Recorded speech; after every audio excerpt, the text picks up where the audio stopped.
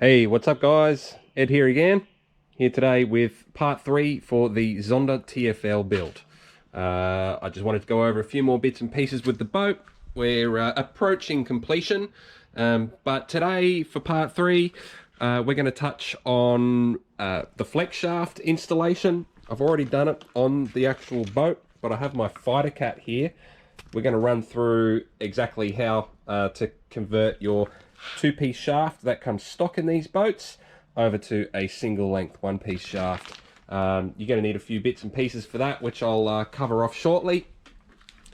I'll try and end the video with actually filling the tips with epoxy, which is going to help reinforce that boat. The Zonda has unfortunately a bit of a notorious reputation for getting damaged fairly easily in crashes. Expensive boat, I want to look after it, so I am intending to take that precaution and get these tips filled. I've done it the same on this fighter cat. So far, no dramas. Alright guys, without further ado, let's get into it. So, like I mentioned, you're going to need a few bits and pieces, depending on how your boat was originally set up in the two-piece shaft format. Like this, quite often you'll just end up having just your drive dog and maybe one of these little bullets at the end. Maybe it's already threaded on the end and you've got just your nylock nuts that you need to undo. So you're going to need the right tools to undo that, probably a 2mm. You're going to need Old Faithful, the good old Dremel with a nice cutting disc. We're going to use that. A Nico to mark our line, tape measure, and of course our shafts. So I've already done the Zonda, so we're going to work on the fighter cat, which I probably already mentioned. I've already done one side here, and we're just going to get on to the last one here. So the part numbers I'm using, if you want to know, 510B50, that's a 3/16 shaft for standard rotation. If you're going to be doing a dual boat, you're most likely going to need the, I think it's 510B50R. For the reverse, basically, which is the opposite rotation, because if you don't know already, these shafts, the flex shafts, actually do have a direction when the motor is applying its torque. In this case, for this side, which would be turning it this way, you need to pretend that you're actually doing up the actual flex shaft, not trying to undo these threads. Very important. All right, so we're going to slot this in. Put this up the stuffing tube, push it all the way in, hard up into the collet up there. This is important. Make sure you take quite a decent sized prop, okay? If you end up just installing a little 40-14 prop, the difference in length between these is quite considerable sometimes. So you want to make sure you've got the provision to fit both types. So I always use a big prop. What we're going to do is, first of all, slide on the little Teflon bushing, nylock bushing, whatever it may be. On she goes. On goes the drive dog all the way. Then we're going to take our big prop, slide that on all the way, engage it into the dog up there. And at this point in time, it's time to put a mark in. So you got to remember that we're going to have a threaded piece up here. And what you want to do is allow for the nylock nut to actually thread on, okay? Some people might want to allow enough thread for 2 nylock nuts, which is quite a good way to make sure you're not going to lose your prop, okay? So once you've got that, okay, roughly sort of there's our spot, you'll take your Nico and you'll put a little mark just in that spot, okay? And once you've done that, we can pull everything out.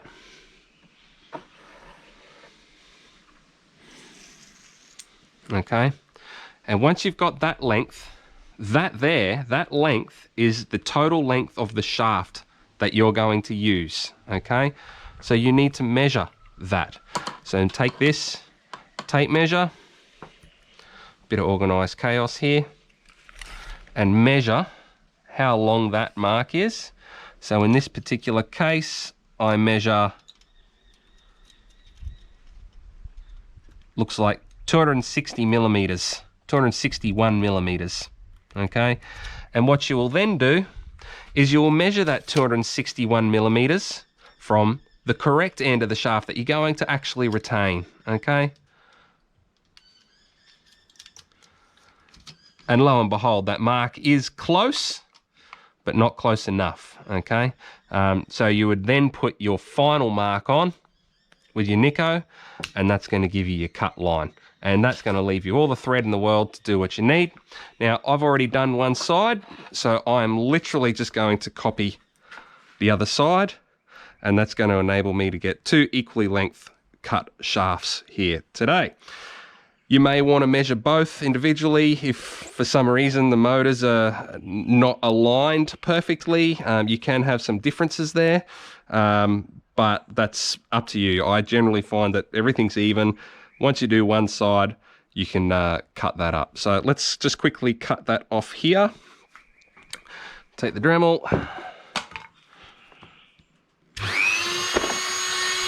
Make sure we're lined up nicely.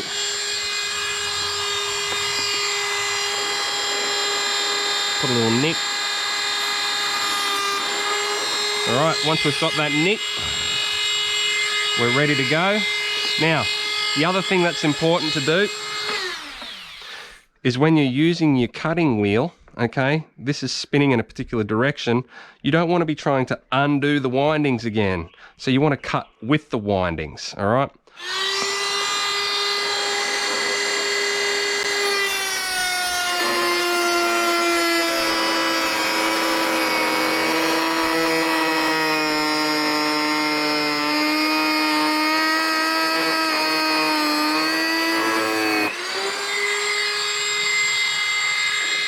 Once you've got that cut, you just want to round off the edges. You can see it's a little bit, a few little dags there.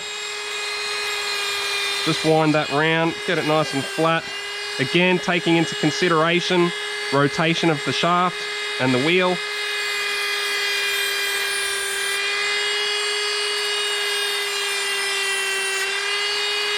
Job done. All right. So once you've got your shaft length, that's all good. What you need to do is then put in some indentations. So, excuse this shaft is a bit hacked up. I'm reusing this one, but we need some flat spots to let the drive dog engage. So, as you can imagine, that's going to be using the Dremel once more to put a couple of markings in. To do that, very, very simple. We're going to put our flex shaft back in. We're going to push it all the way in, okay? We're going to put the little nylock washer on, and then we're going to take our drive dog, push that all the way up, keep it nice and forced in, tight up. Take your 2mm, and we are going to tighten that down quite reasonably. We're looking for a mark on the steel. Take that off. And hopefully you can see that, guys. We have just a small mark here, okay? If I line that up to the other shaft, you're going to see that the mark is about the center of that second mark that I've made, okay? And we're going to give ourselves a nice, decently lengthed flat spot. You can make it as big or small as you want, but it needs to engage and give that flat edge there. So I'm just going to quickly do that now.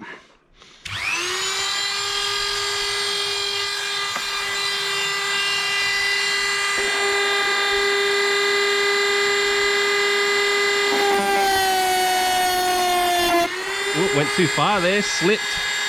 Bugger.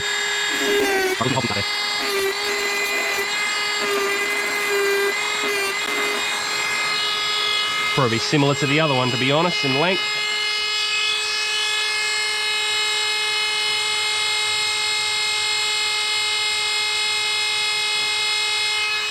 Going to make that just a little longer at the base here.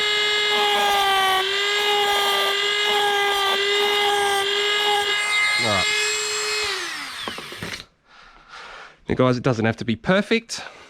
Now this shaft, probably not ideal with the two big grooves, and you saw I slipped on that one. It's not the end of the world, guys, okay? But, you know, if you're going for big power, you may want to make this as neat and small as possible just to avoid throwing it out of balance, perhaps. So now that we've done that, we've got our two shafts that are cut to length.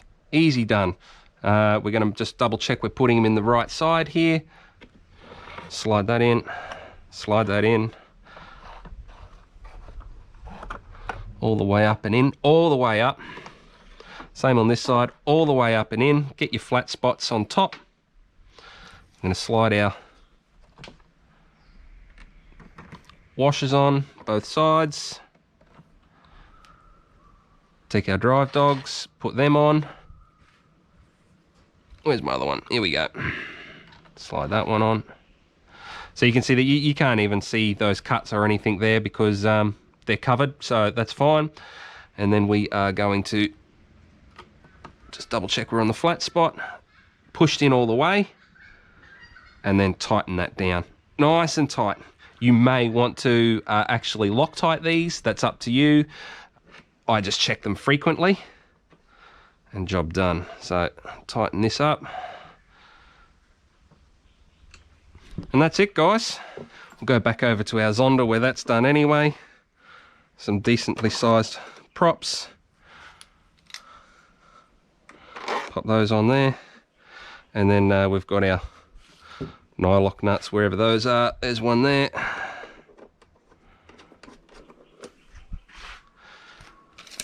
And another one there.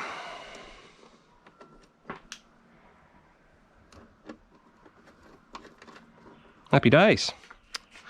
That's how we do that, guys. So other than that, I suppose at this point in time, we'll just show a quick update on the rest of the build. I've got the ESCs mounted in here now. So I've got the twin Sea King 180s.